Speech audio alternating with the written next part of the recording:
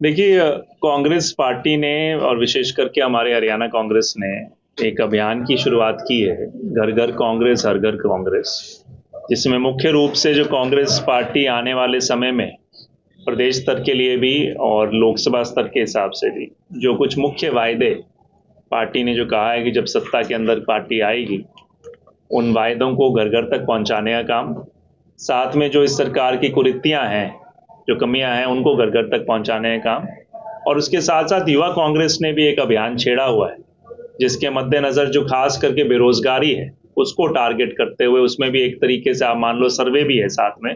ताकि जब कांग्रेस पार्टी अपनी नीतियां बनाए हरियाणा प्रदेश में, उन सभी वर्गों का ध्यान रखा जाए कि युवाओं की क्या इच्छा है, किस तरह का भी रोजगार चाहते हैं, और उसके ऊपर भी एक अभियान साथ में छेड़ा हुआ है। तो इन सभी को मिला जुलाकर पार्टी का है कि हर एक विधानसभा स्तर पर हर एक घर तक दस्तक दी जाए, वहां पर एक बड़े संगठित रूप से इस अभियान को चलाया जाए। तो आज उसके मेरे को और बलवान जी को जिम्मेवारी दी गई है 3 हलकों की, जिसमें रानिया एक हल्का है, और उसके लिए आज एक प्राथमिक बैठक करने के लिए कार्यकर्ताओं के साथ जो मुख्य नेता हैं हमारे, उनके साथ यहाँ पर पहुंचे थे। तो यही आज मेन मुख्य औचित्य है। देखिए, यही है कि मैं जो व्यक्तिगत रूप से भी और सभी हमारे जो शीर्ष नेता हैं यहाँ पर उपस्थित, सभी ने यही बात की कि हमें एक संगठित होकर एक तरीके से काम करना है। साथ में उसके साथ साथ सबसे बड़ी आवश्यकता है कि एक सिस्टमैटिक ढंग से, क्या है कि आज का माहौल हम जरूर मानते हैं कांग्रेस पार्टी के पक्ष में हरियाणा प्रदेश में भी, क्योंकि जनता इनके 10 साल के राज से त्रस्त है और बदलाव चाहती है, और उस बदलाव के रूप में कांग्रेस पार्टी को देख भी रही है, मगर उसको सही मायने में एक जीत में कन्वर्ट करना, सही मायने में एक भारी बहुमत में कन्वर्ट करना, ताकि एक जनहितैषी सरकार बन सके, उसके लिए कार्यकर्ताओं की और हमारी जो पार्टी के जो लोग हैं, नेताओं की एक अहम जिम्मेवारी है। जनता हमें चाहती है और जनता तक हमें पहुंचकर उनके तक एक संपर्क को और ज्यादा मजबूत करने का काम, यही है दिशा निर्देश। और उसको किस तरीके से किया जाएगा, जो हमारे एआईसीसी से भी सदस्य आए, उन्होंने पूरी बखूबी उस बात को आगे कार्यकर्ताओं तक पहुंचाने का। नहीं, मैं मानता, देखिए कांग्रेस पार्टी, मैं दूसरे प्रदेशों में भी गया, और सबसे मैं मानता हूं इसका एक अच्छा पहलू भी है कि किसी भी हलके में जाओ जहां शायद कांग्रेस पार्टी का पिछले 2-3 बार से विधायक भी ना रहा हो, वहां पर भी आपको मजबूती से कांग्रेस पार्टी के कार्यकर्ता और नेता मिलेंगे जो इच्छुक हैं सही मायने में, चाहे वो चुनावी राजनीति करने के लिए या पार्टी के साथ करने के लिए। तो ये हमें हर जगह दिखाई देता है। तो मेरा कहने का मकसद सिर्फ ये था कि जब चुनाव आते हैं, वो चुनाव जनता करती है, और जनता जब चुनाव करती है तो लड़ाई जनता और दूसरी पार्टी के साथ होती है। और हमें कई बार क्या करते हैं कि क्योंकि इतना ज्यादा एक प्रतिस्पर्धा तो रहती है, एक राजनीति है, राजनीति में प्रतिस्पर्धा रहेगी, और इसमें कोई, मैं मानता हूं कोई बुरी बात भी नहीं है, पर वो प्रतिस्पर्धा केवल और केवल, मैं मानता हूं जहां तक आपका अपना लक्ष्य की पूर्ति है उसमें जरूर रहे, पर आखिरकार जनता के आपने दरबार में जाना है, और चुनाव हमारी दूसरी पार्टी के साथ है। तो हमें संगठित होके उन पार्टियों की जो भूमिका है उसको जनता तक पहुंचाने का भी काम करने की जरूरत है, और हमें लड़ाई जो लड़नी है वो एक संगठित होकर लड़ने की आवश्यकता है। देखिए, मैं कांग्रेस पार्टी को मैं मानता हूं जितने हमारे पूरे देश के राज्य हैं उसके हिसाब से भी अगर तुलना करें,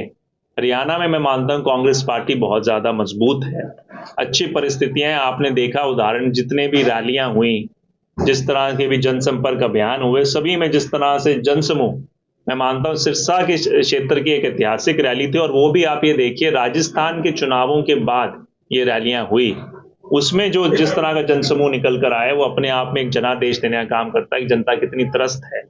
और इस हिसाब से मैं मानता हूं कि जनता का मन है, मगर अब ये जो तैयारी करनी है, क्योंकि हमारी एक राजनीतिक पार्टी है, तैयारी करने की जिम्मेवारी वो हमारी है। जनता चाहती है हमें वोट देना, अगर कोई कमी पेशी रहती है तो वो हमारे स्तर पर होगी, और उसे हमें दूर करने का काम करें। कांग्रेस पार्टी खुले रूप से समर्थन में है, और इसके सबसे बड़ा उदाहरण है कि जो हमारा शीर्ष नेतृत्व है, चाहे हमारे अध्यक्ष हों या चाहे हमारे प्रेरणा स्रोत राहुल गांधी जी हों, उन्होंने स्पष्ट रूप से बिना कोई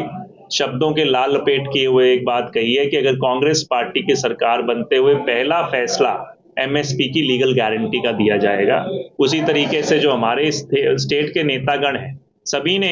मैं मानता हूं कहीं ना कहीं इसी बात का कहा है कि जब भी हरियाणा में सरकार बनेगी, कांग्रेस पार्टी स्वामीनाथन रिपोर्ट को लागू करते हुए और लीगल गारंटी एमएसपी की देगी। इससे बड़ा मैं मानता हूं कोई स्पष्टवादिता नहीं हो सकती। वहीं जो भाजपा जजपा सरकार है वो इन मुद्दों से हमेशा भागती दिखाई दे रही है। पहले वायदा किया, पिछली बार जब आंदोलन हटाया गया उस समय वायदा किया, अब 2 साल तक देखा कि कोई किसी तरह की सुरगुराहट नहीं है। उन्होंने लगा दोबारा चुनाव जीत कर हम आ जाएंगे, भूल जाएंगे इन मुद्दों को। मगर किसान उनको ये मुद्दे भूलने नहीं देंगे, तो ये देश के हित के मुद्दे हैं। और मैं उम्मीद करता हूं कांग्रेस पार्टी पूरी तरीके से किसान, आम आदमी और गरीब आदमी, मजदूर के साथ खड़ी हुई। देखिए, कांग्रेस पार्टी उनके साथ अभी जैसे आगामी समय पर विधानसभा का सत्र भी है, लोकसभा के अंदर भी कोशिश करती है, हालांकि बोलने का मौका कितनी दिया जाता है वो आप सभी लोग जज जाहिर जानते हैं। आज राहुल गांधी जी पूरे देश की भ्रमण पे, यात्रा पर निकले हैं कि हर एक आदमी की, हर एक व्यक्ति की आवाज को बुलंद किया जा सके। आज वो जो घोषणा की बात मैंने की, और जहां पर अभी जैसे आंदोलन क्या रूप लेगा,